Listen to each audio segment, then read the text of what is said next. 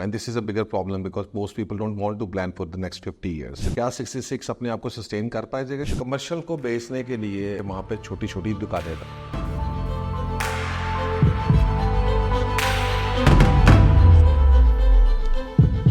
अगर आप 66 के डिज़ाइन एलिमेंट को देखते हैं ना, तो डिज़ाइन एलिमेंट के ऊपर बहुत काम किया गया है। फॉर एग्जांपल, इसके ग्राउंड फ्लोर के ऊपर जो है वो आपको यूजुअली पाथवेज गुलबर्ग के अंदर मिलेंगे 13 फुट के, लेकिन इसके जो ड्राइववे थ्रू है वो है 18 फीट का।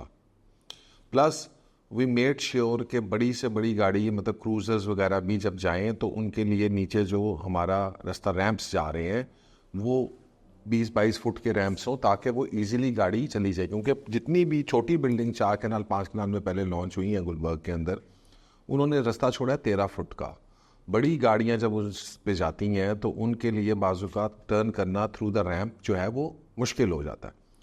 पॉइंट ये है कि जी कि because we were designing and we have already observe जितने भी पुरानी बिल्डिंग्स के अंदर प्रॉब्लम्स आ रहे थे, तो वी वांटेड कि इसको एक प्रीमियम लग्जरी के तौर पे लाया जाए, जहाँ पर इस तरह के लोग जो हैं वो आके अपनी गाड़ी या उनको लाने में उनको एक लग्जूरियस फील आए, रेदर देन कि जी कि कंजस्टेड जी गाड़ी अंदर नहीं जा रही है, दो दफ़ा मोड़। लिटरली देयर आर बिल्डिंग्स जहाँ पे गाड़ी को दो दफ़ा मोड़ के बड़ी गाड़ी को आपको नीचे लेके जाना पड़ता है, रिवर्स करनी पड़ती। सिमिलरली नीचे हमने इलेक्ट्रॉनिक व्हीकल चार्जिंग स्टेशंस की, एक तो हमने वायरिंग जो की है उसके अंदर अभी तो कुछ हम स्टेशंस दे रहे हैं नीचे, लेकिन उसके अलावा भी हमारी कैपेबिलिटी है कि हम उसके अंदर फर्दर मोर, क्योंकि अगर अगले 10-20 जब भी आप बिल्डिंग प्लान करते हैं तो remember it has to be plan not for the next 3 years कि आपने सेल करना है। This is a bigger problem because most people don't want to plan for the next 50 years. आप जब 50 ईयर्स में देख रहे हैं तो आई ट्रांसफॉर्म पाकिस्तान और थ्रू आउट द ग्लोब आप देखेंगे कि electronic vehicles EVs are going to take over. So what happens in next 20 years? क्या 66 अपने आप को सस्टेन कर पाएगा इन दैट EV इन्वायरमेंट? तभी होगा कि जब उसकी तमाम पार्किंग स्लॉट्स जो हैं वो आप इलेक्ट्रॉनिक व्हीकल, तो हमने ऑलरेडी उसके अंदर ये सिस्टम रखे हैं। ठीक है, इसी तरह फाइबर टू दी होम का जो सिस्टम है वो भी इसीलिए देने के हाई नेट इंटरनेट का ज़माना आ रहा है। इट्स गोइंग टू बी कि आपका आप वाईफाई आप जितना मर्जी कर लेंगे, अब 5G आ जाएगा, but obviously that will be very expensive. तो people who are staying there उनके पास अपनी लोकल एक्सेसिबिलिटी जो है वो होनी चाहिए। Similarly one of the major issues जो मुझे ऑब्जर्व होता था वो ये था कि जब जितनी भी बिल्डिंग्स गुलबर्ग के अंदर हैं उन्होंने कमर्शियल को, क्योंकि कमर्शियल महंगा होता है, कमर्शियल को बेचने के लिए वो क्या करते हैं कि वहाँ पे छोटी छोटी दुकानें बना देते हैं। अब वो छोटी छोटी जो दुकानें हैं, यू कैन अंडरस्टैंड कि there are certain places in Gulberg जहाँ पे बड़ा मॉल जैसा सिनेमा मॉल है या और मॉल्स हैं वो ऑपरेट कर सकते हैं, लेकिन एक जगह जो अंदर है दूसरा के और भी बहुत सारे प्रोडक्ट्स हैं जो नीचे कमर्शियल बना के जी मॉल्स बना दिया हुआ है, वहाँ पे मॉल की ऑपरेशनल वो बनती नहीं है। So you have to understand कि वहाँ पे आप क्या चीज़ ला सकते हैं कि जिससे एक तो आपकी रेजिडेंट्स या सर्विस अपार्टमेंट के जो लोग रह रहे हैं उनको रेदर वो फैसिलिटेट करे रेदर देन के उनको तंग करे।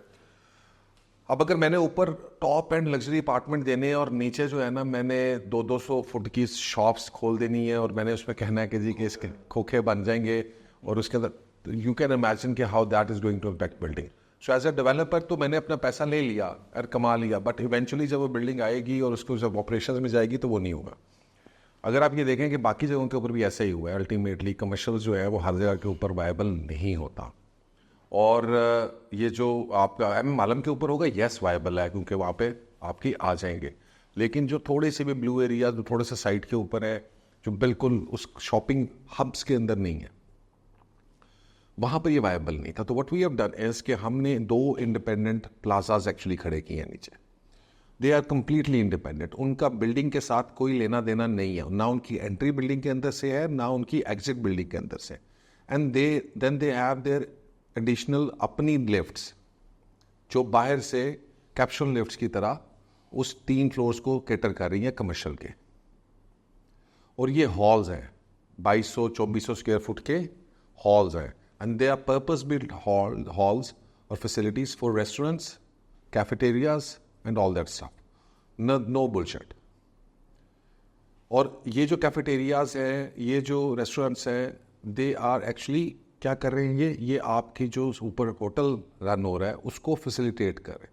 सो we will be able to offer buffet breakfast, we will be able to इनको हम इन रूम सर्विसेज की इजाज़त देंगे, सो यहाँ से ऑपरेशंस हो रहे होंगे, and then in future rooftop के ऊपर भी कोई रेस्टोरेंट प्लान किया जा सकता है, तो वी हैव द स्पेस.